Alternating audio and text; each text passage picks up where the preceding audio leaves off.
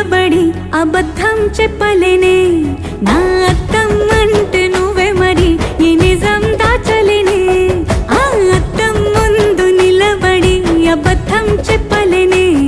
నా అద్దం అంటే నువ్వే మరి ఈ నిజం దాచలేనే